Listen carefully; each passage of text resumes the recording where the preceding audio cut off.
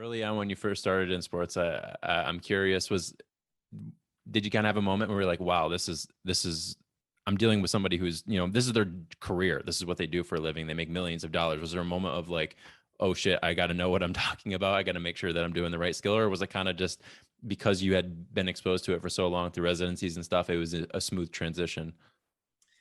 No, it definitely is because I think, or it definitely was because when you're working in a clinic,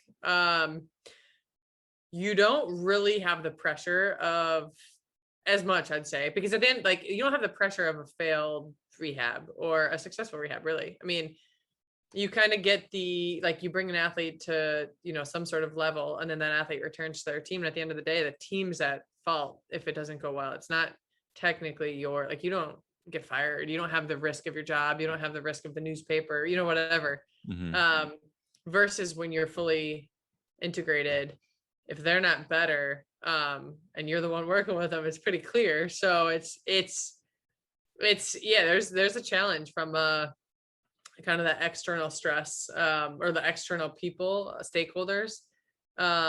Again, whether it's the media, whether it's your management, whether it's the coach wanting them to return sooner, or the agent not wanting to return, et cetera. So there's a lot of different stress that all of a sudden comes to play when you're working full time. And it's, yeah, I mean, early on, still to this day, like there are certain injuries and certain people that there's some pressure that, or time of the season, you're making a pretty big decision on a multi-million-dollar athlete for a big game. Like there's a lot of stress on that.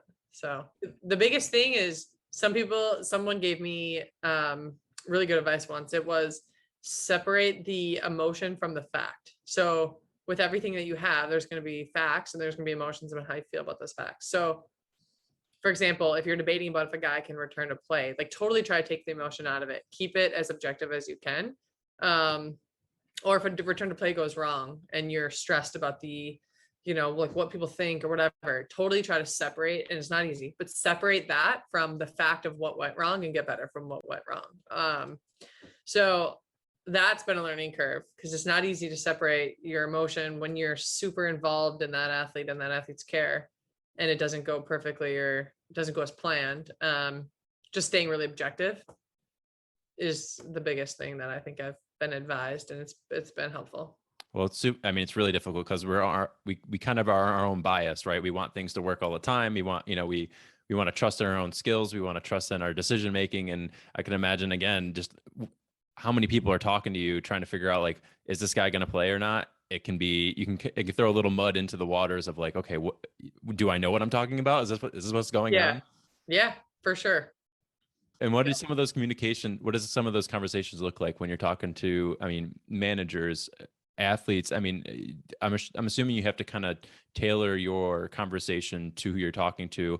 And was there a learning curve with that as well? Trying to figure out like, okay, I need to explain exactly what's going on with the athlete, but then I got to talk to the coaches and then I got to talk to everybody else. Was there difficulties in doing that? Yeah, and that's still a learning curve. That's never going to be perfect because how one head coach takes it is I've had 3 head coaches so far, and all 3 head coaches are very different in how they like to get the information. I've had 2 different managements, and those management styles were very different from each other. One very different from each other.